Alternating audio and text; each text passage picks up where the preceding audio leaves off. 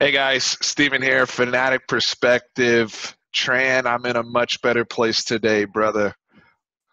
We got Yeah, football for I now. could see that not only football wise, but also new location wise. Shout out to Bree for the feng shui all over the place, huh? I'm currently in an undisclosed location with my wife, who is sitting directly across from me. I'm trying to maintain focus, looking directly at you, Tran, and only you, as we make this video. She's over here throwing gang signals and all sorts of miscellaneous things at me. So I'm just gonna maintain focus and I'm in a, like I said though, I am in a much better place, all things considered. Monday was brutal, where it seemed like I mentioned college football being on life support, which it It kind of was a, it still was a, is. it was a. We knew it was coming, but it was a punch in the gut still. It was like Absolutely. so. And last night we started getting wind that, hey, the Big 12's gonna play. Bob Bowlesby has his call with the media today, and then we got the schedule, uh, 9+1 as promised. We will go through the schedule, but first, I just want to let you roll for a second, man, because I didn't speak with you on Monday, and just Monday to now, everything's so fluid, and it seems like things are changing on a daily basis. But the Big 12 playing football, Tran, your thoughts? So, I mean, I think we've kind of touched on it without even saying it, but we've noticed that the Big 12 is opportunistic. So I think they jumped at the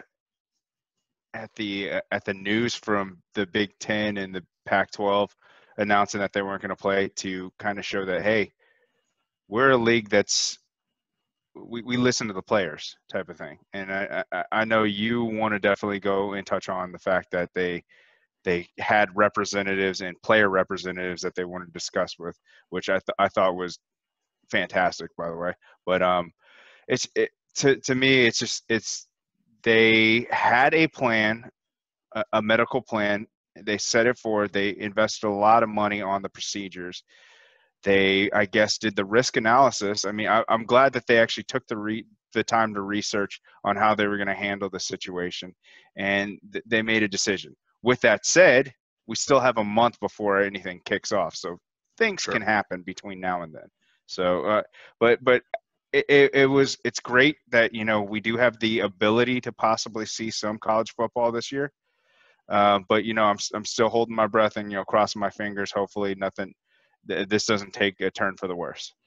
I'm really glad that you said, we should be thankful to see some college football, because we really should. We should have some appreciation, because right now, if you're an Ohio State fan, I feel for you. If you're a Nebraska fan, I feel for First you. of all, I just want to say the two Ohio State fans that I've talked to today and them hearing the news, salty, salty.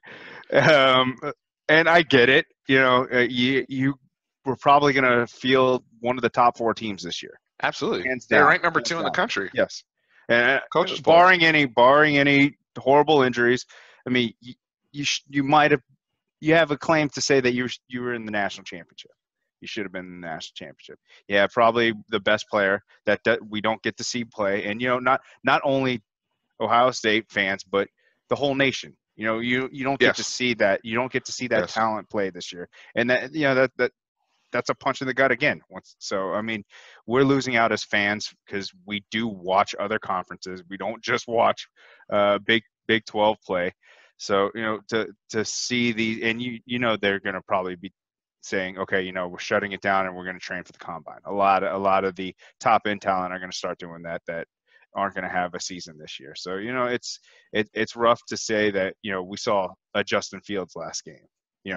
We saw Wade's last play being detrimental to the team. And did he already announce that he's like, I'm Wade, gonna I don't think Wade said anything yet. okay. I think he's still. I haven't heard any announcement, but go ahead. But one thing that did come out of this was that NCAA acted fast and said we're not going to charge the kids a year of eligibility. They can come back and they can play their last season, especially if they're on the borderline of being drafted, or if they want to work up some more film or something like that. That's the light at the end of the tunnel for that situation. So there's two conversations that are going to be had with, and before I even get to those two conversations, because it's centered around scholarships. I do want to say I'm thankful. Going back to my original point, I'm thankful that we're getting some capacity of football. I'm thankful that my team and my conference is still alive as of And they August didn't 12th. wait to the last conference to make a They decision. didn't, and I'm going to talk about that because I've been very hard on them. And I said in the last couple of videos that we've been like, Weekend at Bernie's sometimes in the room, and I keep making that analogy, and they were not the case. That was not the case here. We have to be fair to Bob Bowlesby and the Big 12 leadership. They all things considered, in my opinion, I know some people are going to disagree with me or disagree about the situation when it comes to the virus and the severity of it. And a lot of people that I know that love college football as much as you and I, Tran, and the people that view our channel. By the way, if you're viewing this channel, make sure you hit that like button and support us. I appreciate y'all smashing it on the live on Monday and making our presence felt. We want to make sure that the analytics are there so this content can be shared with other fellow Texas fans and college football fans. But I have to give credit where credit is due because I did give them a hard time. But moving on to the conversation about the scholarships, you're getting the two big things there. If you're in the Big Ten or the Pac-12 specifically, I know there's other conferences that are on either delay or may not be playing at all. But in terms of the talent, and people are getting excited. Like I've seen videos today about like, oh, what if Justin Fields transferred to Tennessee, or what if Justin Fields transferred back to Georgia, or just all sorts of craziness. The issue though is you have scholarship limits, and that number is not going to change just in the blink of an eye for 2020.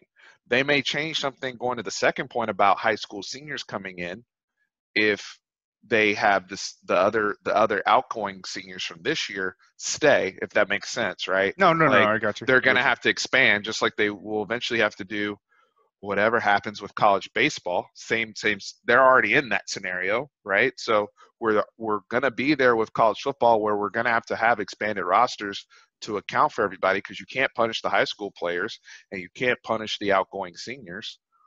But all these people talking about people hitting the portal and yeah, the portal's going to be popping eventually, but you only have so many spots, right? And so many allocated scholarships. That goes to another thing I mentioned on Monday that needs to be highlighted yet again. I think that's why all the brothers that were kept hitting the portal at Texas kept coming back because there's nowhere to go, right? Like you got to stay here. At least wait it out. Maybe you win your job, maybe you don't, but you get your classes in, right? You can still do all the things you need to do, and then when the opportunity presents itself down the road, maybe you go elsewhere or whatever. But right now, it's not smart to leave the Big 12, right? Now certain guys, and I want to give Jared Guidry this point, and he's been hitting me up on IG about it, and he brought it up in the chat about the perception of the conferences, and this was the point he made and brought it to my attention. The perception moving forward of the Pac-12, the perception moving forward of the Big Ten. I give Jared a lot of credit for driving that home on our live chat on Monday because you're seeing it right now. You're seeing it in recruiting right now. Several of the top players in high school are retweeting like, wow, Big 12 really about it, SEC really about it in terms of we want to play. Again, I'm not trying to be disrespectful to the folks that or minimize the virus. It is very, very serious, and I just of the opinion of I didn't understand the timing from a standpoint of you had all these kids practicing, you had all these kids on campus in this plan of moving forward. You had the plans of the testing and the amount of money invested, and we'll get to some of the investments that they have. We can talk about it right now, Tran. Heart imaging. They're talking about myocarditis and all this type of stuff. SEC apparently is already practicing that right now. What's the expense of that? I'm not diminishing any of that, and that's why some of the smaller schools won't be able to play, and it is going to cause a greater divide in the classes of the conferences, right? Because you're seeing the haves and the have-nots. Nebraska, all these schools are starting to just think about, and that's where I want to go with you. Yeah, realignment, it's not a question of if, it's a question of when, man, for realignment.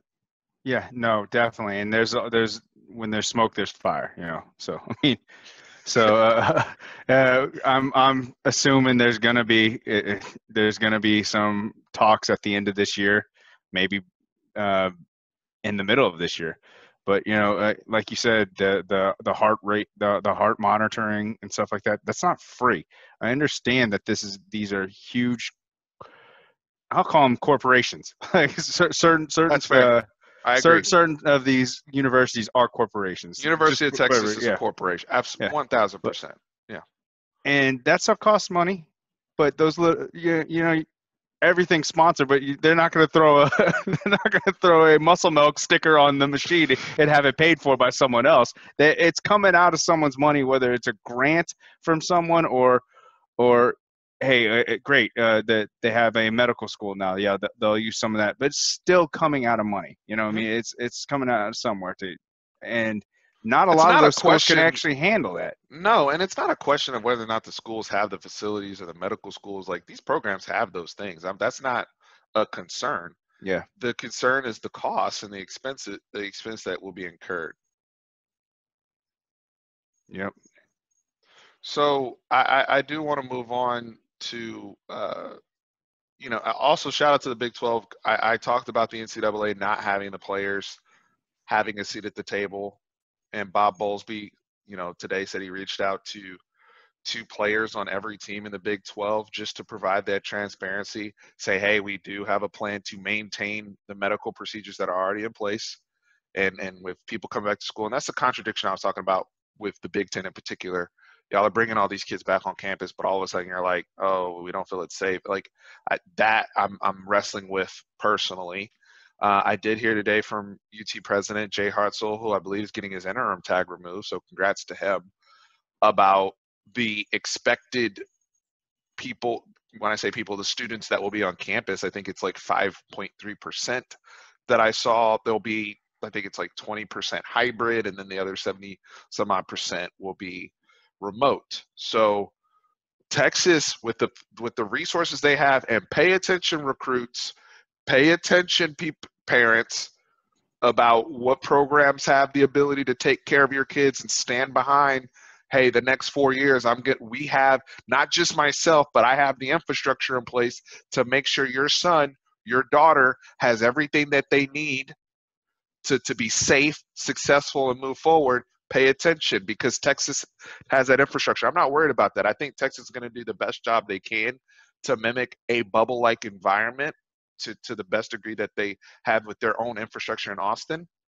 I am curious about what other schools do in the Big 12 that are on our schedule, because everybody's going to have to be accountable to every school, right? Or else, once we start having cancellations, this thing's going to die. That's just the reality of the situation. So I applaud the Big 12 for that. Trey, can you share your screen though? I want to jump into the schedule. I know that's what the people want to see. And so Trent's gonna bring up the schedule here. Thank you, sir. Let me know when So you got it. yeah, I got it. Okay. So we right now, guys, UTEP, it sucks. So we all know what was supposed to be on September 12th. We were supposed to be in Baton Rouge, celebrating stomping a hole in the LSU Tigers, and they got let off the hook. And I'll say that to Billy's face. However, Tran, let's start with the UTEP game, because you are really, really happy that we're going to have this game before we get into our Big 12 schedule. Yeah, I mean it's a tune-up game. I mean honestly, we may not. It will definitely be just a generic offense that we're playing against them. I would expect that our talent would be able to handle their talent as of right now. I'm not going to say they're just straight up trash or anything like that. We'll just walk in and dominate them. But it's a great way for. I mean, we should definitely. It's a great way for us to go in there, run our offense against someone else besides our team. Just get a feel of playing the game again. And then we have a little semi bye week, and then we start Big 12 competition. And I just love the fact of a tune-up game, and I think we even said this when we were talking about the SEC scheduling cupcakes. I don't mind it if it's at the beginning of the season. I just don't want you to go 11 games and then before your biggest game of the season you have Citadel. Yeah, I don't think that's I'm that's right. totally in agreement with you there. Great point. And you need those tune-ups. Hey, this is also a boxing channel. I talk about boxing all the time. I don't mind tune-up fights sometimes, especially when you're coming off a long layoff. In this particular case, Tom Herman said in the press conference on August 7th, before that first practice, the last practice they had as a team was December 29th, before the last practice before they played Utah in the Alamo Bowl. December 29th. They went, that's what, almost 9 months in between practicing because you had no spring. So you're going to need this tune-up game against Utep. And then on top of that, it's going to be about 10 months by the time they play Utep, if you think about it, because they're going to have to go – camp's going to now go well into September, right? Where and it's great because they need these extra reps because they didn't really have a spring. So they need this time. The good thing about I wouldn't say the good thing about it, but at least, when they go into spring camp, they go for, I think it's 15 practices, I want to say.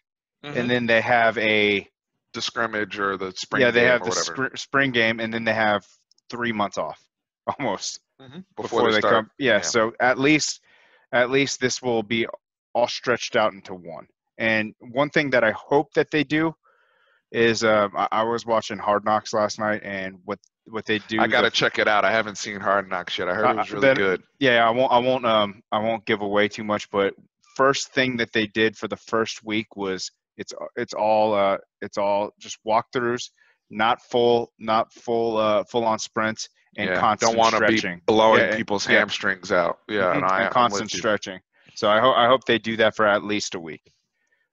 Which they've already been in practices, so they're already having practice. Yeah, and I think they did a good job from all the social media we've seen through the Texas football program.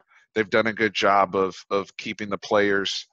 I haven't heard of too many injuries or nicks. And Jordan Whittington, I saw him at practice in the last video they had, so he's back out there because they showed Xavier Alford, who I believe I saw wearing number 11, I don't know if it was him or if that was Chris. No, that was Chris Adamore. I'm tripping. That was Chris Adamore. But I don't know if what the Anthony Cook situation is, but I saw a video today because Jordan Whittington's wearing number 4. I want to maybe at the end we can see if they've got Anthony Cook back on the roster. But I saw a video that Xavier Alford tweeted of a pass breakup on Jordan Whittington, and so they're moving and grooving out there. The brother Alvante Woodard's been making some plays I've been seeing, and Josh Moore has been picked up right where he left off from what he was tearing people up last year in scout team. So some very encouraging things we're already hearing coming out of fall camp. Now let's get into the Big 12. I tweeted today, guys.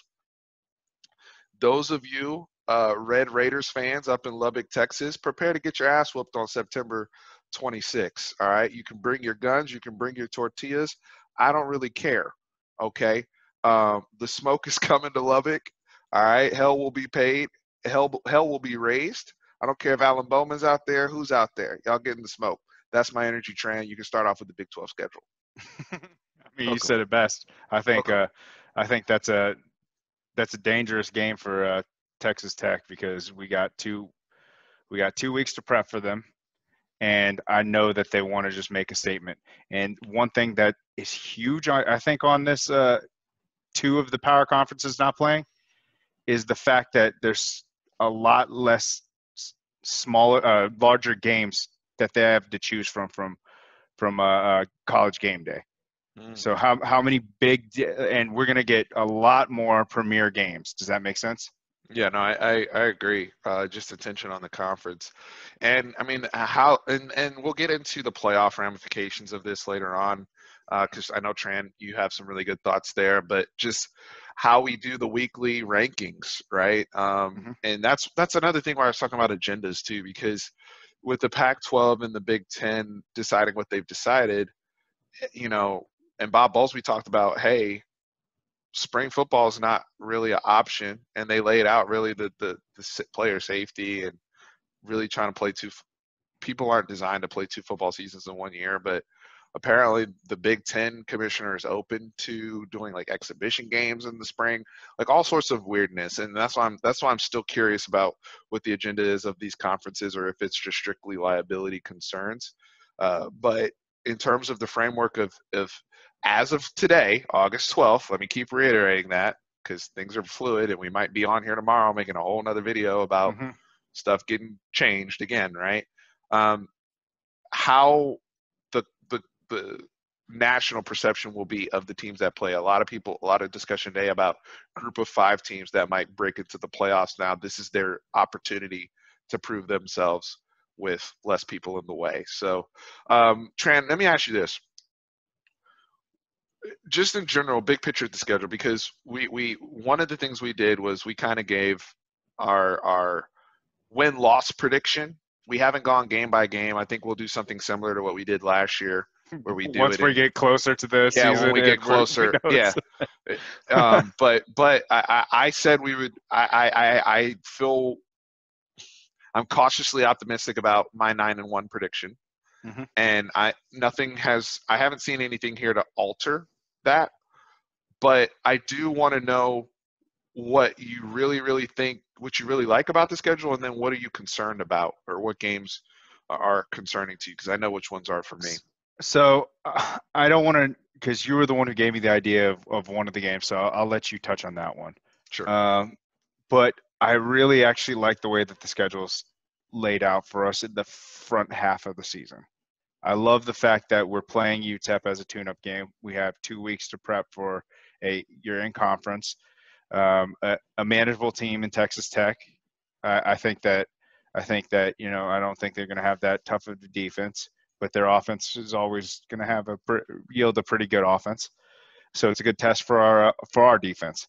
Then we go and we play TCU, who I don't think that they'll have a great offense, but they'll be more improved than last year. But their defense is always pretty strong.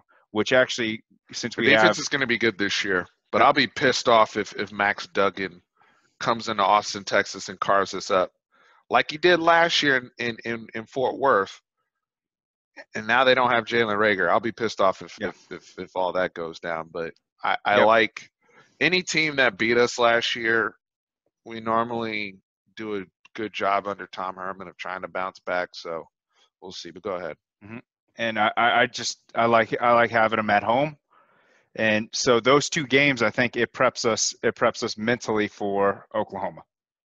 I really do. You get to face a high tempo offense with a tough defense. I do think that TCU will yield a little bit better defense than OU, with their defensive line not being as strong. But right after that, we have Baylor. That's a game that scares me, because the week after Baylor we go to Oklahoma State. But the only good thing about the Baylor one is that we have another bye between that week, and we have them at home, and they embarrassed us last year. Right. So I still like our chances in that game. Oklahoma State, scary game. Why is it scary? I mean, you pointed out the date to me. Go ahead. It's like it's in Stillwater on Halloween.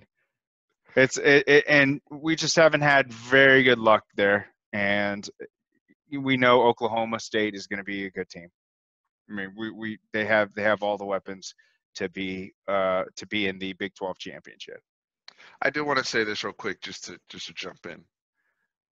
They're going to come out in the Fright Night, all black drinks. You already know what it is. If there's fans, if there's not, I don't know. But crazy things always seem to happen on Halloween. But I will say this.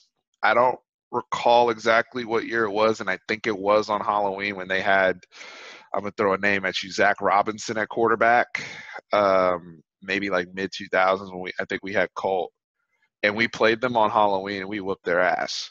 From what this is no research, there's no looking back at it. And I just remember playing them on Halloween in Stillwater and being nervous about it. And then we just went in there and the Stormtroopers and whooped their ass. I'm going to have to fact check that. And if I'm wrong, or somebody correct me in the comments, but go ahead, Tran. No, it's fine. And then after that, I think we handle business at home against West Virginia. Kansas, I think they're going to be better than last year. But the thing is, last Do year you? Do you I think do. they're going to be better than last year? I think they'll be better. I think they'll be better. But I don't think they're going to be by any means a powerhouse. But I mean, they still have weapons. Their defense is I wouldn't say the worst defense, but they'll have enough playmakers to actually make plays. And then they have Puka. I mean, Puka's just Yeah, he tore us up last year. an all everything guy. Yeah. And don't they have the They had the other receiver, yeah, Parchment, the too. receiver, yeah, okay. Yeah. So, but it's also in And it's Kansas. less miles, but It's in Kansas and it's in cold weather. yeah, that's yep, you're right. And then Iowa State, that's going to After be a good game. Thanksgiving. I think that's just going to be a really good game. That could go either way. I think both are really well coached teams. We'll see. We'll see what type of team we field. Like I said, like you said, we'll go down the list, wins and losses later on down the season, and then I'll let you touch on Kansas State. Kansas State concerns me. I wanted just kind of already have an idea that we were going to play the first week in December. I was hoping this game would be in Austin, just like basically like how we normally end our last game of the regular season, right? You know, like that Black Friday. Having to go to Manhattan is already tough. We know the history there. Tom Herman did kind of overcome that a couple years ago, so shout out to him for that. And he's had relatively good success here so far against Kansas State. But going to Manhattan in December, I don't know if anybody's even played there in December. And what if we have fans back? I don't know if it's going to be the same environment. It could be, it could be neutral site type of idea. But I am concerned with, that might be the coldest game some of these brothers have ever played in. And that wind up there is different. I remember that game that Jevin Sneed came in, and it was a disaster, right? And I know we're talking about 14, 15 years ago, but it's just something's not sitting well with me seeing the Kansas State game at the end. I'm not saying that's an L, but it's going to be a really, really tough game having to go on the road for that. Unfortunately, we're able to make it to that point of the season. Each week, we have to just say a prayer of thankfulness as we get through these games, because the reality is, guys, like I said at the beginning of the video, we could go 4 games in. We could be at TCU and then something happens and we don't make it to Dallas or Oklahoma. Like, anything can happen. So every game we make it through, I'm going to be thankful for. But that K-State game is really tough, having that at the end of the year, December, going on the road. Yeah, and you got to also think, like, last year at home, we beat them by a last-second field goal. It was a tough game, man. That's something that cold weather definitely affects the kicking game, because the ball just is a rock and it's harder to hit. So we saw Kansas State. Didn't they were the ones who upset Oklahoma, right? Yeah. So I mean, they have the ability to win a big game, especially how many after Big 12 teams? Season. How many Big 12 teams have even beaten Lincoln Riley?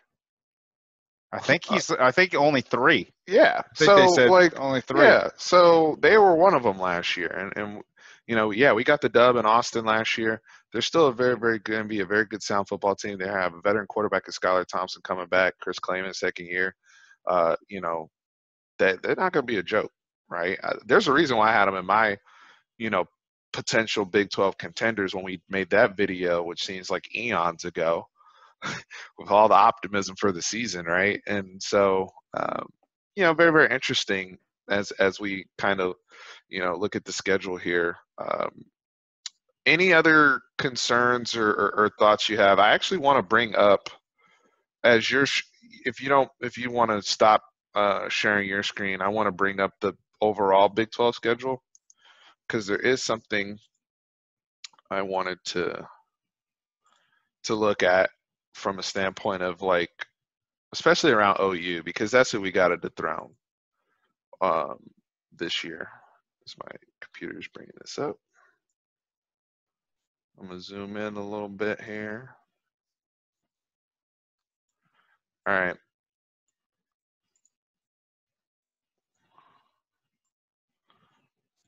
Let me know when you can see that. Starting to share.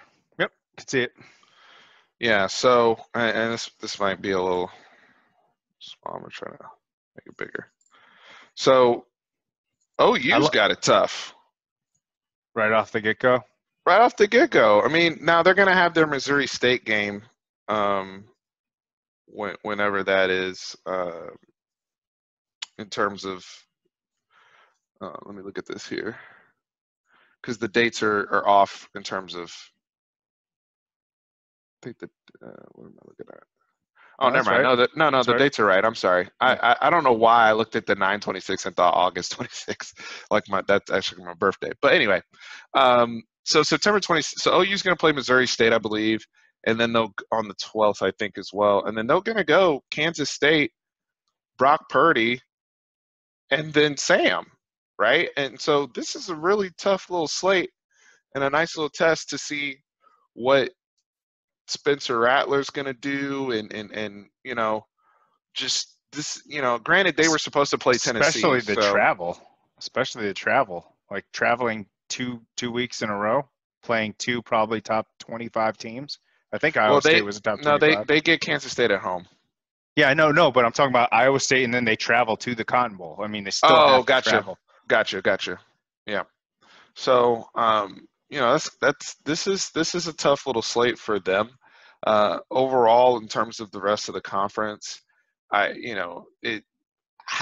we navigate here. Iowa State's going to have to play Kansas State before we play them on that couple days after Thanksgiving. You talked about the Baylor game, but Baylor's going to have to I'm not play. gonna lie, I'm not that scared anymore after seeing that they have to play OSU and then us. That was where I was going. They're going to have to play Oklahoma State the week before. And then also the they're going to take a TCU chunk out of meat out of them. Yeah, the TCU one seems a lot more manageable because they have to play Iowa State and then come to face us. So look at this here. Big 12 championship game. We're talking about potentially the week before Christmas where we play our conference championship game. And that's where I want to finish the video. I'll leave this up for a little bit. But will this be the end of, in Europe, like right now, do you think this will be the end of the season, or will we have playoffs? Will we have committee? Like, I've been saying they need to restructure the playoffs, especially if they're not going to have all the two of the Power Five. I think you just try to open it up at this point to at least 8 teams. But whatever they do, 8 teams out of 3 conferences? Well, and group of 5. There's group of 5 teams playing. Oh, yeah. Okay, gotcha.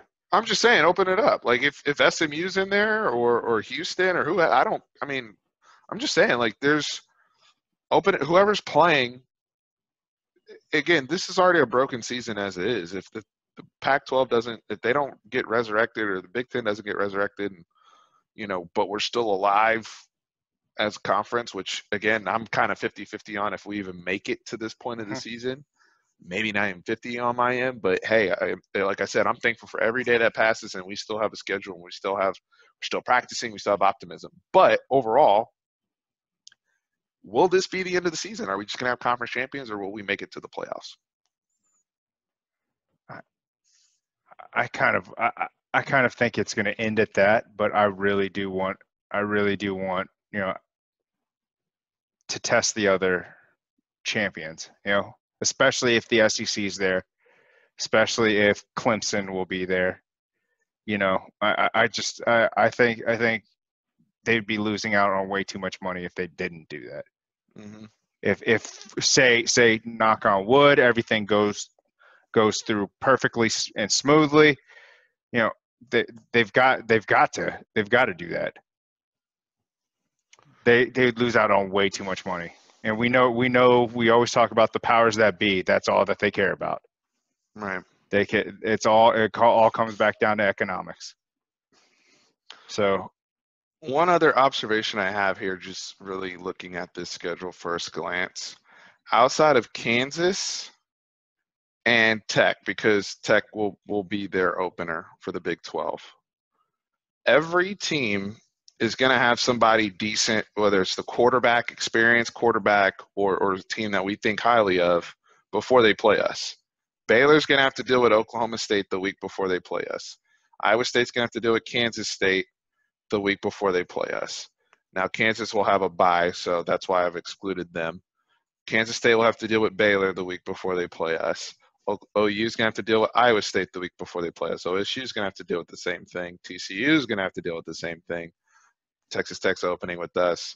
And then West Virginia will have to play Kansas State. Now it's conference only, and that's one of the beauties, and that's where a lot of college football fans – this is going to be the case in a lot of conferences. This isn't unique to the Big 12. But I think it's, again, opportunity knocks for Tom Herman and his coaching staff and us trying to keep things alive for Sam Ehlinger, because, again, going back to where we started the video with, like, Ohio State, right? How bummed are you for Justin Fields? Like, that's his last – like, I could imagine how I would feel for Sam Ehlinger, like, if this was it. And now, I think he would even come back for another year? Potentially, I actually think that would be a very good chance, knowing how much he loves Texas and needing to boost up that NFL draft stock. So it would be something that is, a lot of very, very beneficial to him potentially. But just thankful for what we got, man. I'm going to stop sharing here. But as we wrap up, hopefully we get to the point of playoffs and, just grateful we got some ball and we're able to at least at this point break down a schedule, because we know many of our friends in different conferences weren't afforded that same opportunity. So can I just touch on one quick thing beforehand? So I think you and I both feel very comfortable that the SEC is going to continue on the same path that we're going on. Mm-hmm. I don't think that I don't know if we think the same way for this, but I think that, the ACC is a little bit different because of the northern universities that they have. I mean, you've noticed that, the MAC conference, the Big Ten, all canceled, mostly from the northern states, like Pennsylvania. Even the Pac-12 too. Even though it's West Coast, but still they have a lot of northern. Yeah, I'm just saying, just like a lot of do you think that if a couple schools from the ACC up north cancel, do you think their whole season is done, or are they going to? I think Notre Dame wants to play, from what I'm, so they'll still be able to kind of mix them in. They have a lot of schools. They have more schools than we do because they have the two divisions. I think there's enough schools to where they'll have a very manageable schedule, and it may not be what the traditional ACC model has been the last few years, but their leadership is still, very similar to SEC leadership. They have, too much of their financial burden is hung up on teams like Clemson, right? And so they're motivated to play. Not saying that any of the northern schools weren't motivated to play, but football, a lot of these teams that aren't city schools, like many of the teams up north, that's what they got, man. I mean, that's their economy. And we're talking economy but it's a factor. And I understand, again, human life comes first and safety comes first. But again, if you're able to have at least mimic as close to a bubble environment as possible for your players, and the players are safer, they're on campus and they've been there, and you can at least monitor everything and testing.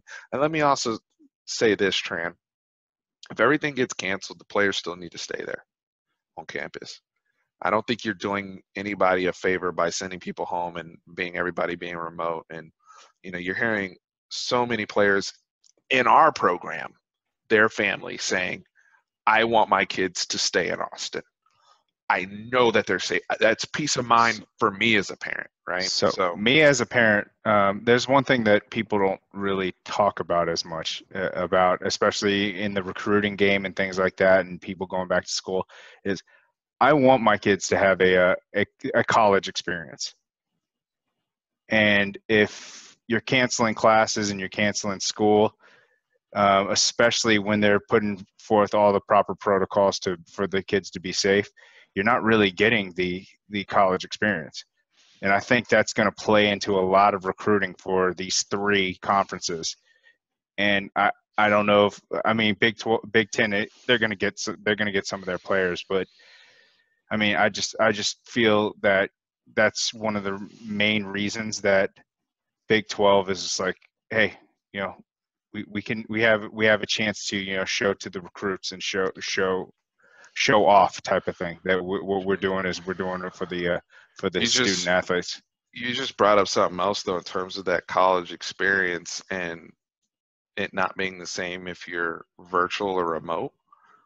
I have to give a shout out to one of our Big 12 brethren, R.J. Young, who you know, obviously a big Oklahoma fan, who brought this up when he talked about, and I know he has a different view from myself in terms of play or not play, but the point that he made I thought was brilliant about the future of college in general and people reevaluating how much they're paying to go to these schools and the way that these schools are responding to if they're virtual but they're still charging the same tuition. My wife went to St. Edward's. I had this conversation with her either today or yesterday, and I've been able to maintain a straight face without her distracting me this entire time, so I'm proud of myself. But I asked her straight up, I'm like, hey, would you felt comfortable paying the same amount of money? You know, and that was a real, like, she was like, man, I don't know, like a big part of it was I would being not. there, you know, and the environment and being on campus and you know, being in Austin and downtown Austin, like all those type of things, right? And so it's like if you're away and granted, there's so many people that get, you know, certifications and all, you know, we have University of Phoenix, like online education has blown up in the last 30 years and the rise of the internet. And I'm not dismissing that. I'm just saying if I'm paying to get a piece of paper from a prestigious university and I'm paying top dollar, I need to be there. Mm-hmm. And so that, I think RJ, you know, really made a good point there. And I just, you know, one of the things I agreed with from that. And I think the discussion about that in general, and many of you that are watching this video right now are parents. Many of you watching right now may have children in college and whatnot. And so I'd love to get y'all's thoughts and opinions in the comments section on how you wrestle with that. Some of y'all may even have kids at University of Texas that may be virtual, right? So I think this is just a, you know, discussion that will be ongoing. Education in general, public school education, all that right now, you know, you see things that are going on across the country, man. So Brother Tran, I appreciate your time. Appreciate you, man. And You went from light to dark. I know. Oh, it's so weird to see at the beginning of the video. I know. I'm just glad you can still see me. But dude, I'm glad I got to sync up with you tonight and get your opinion on everything. So y'all show us some love on that like button and take care of us as we try to take care of y'all, just sharing our thoughts and perspective. So with that, Trent, thank you again. Horns always up.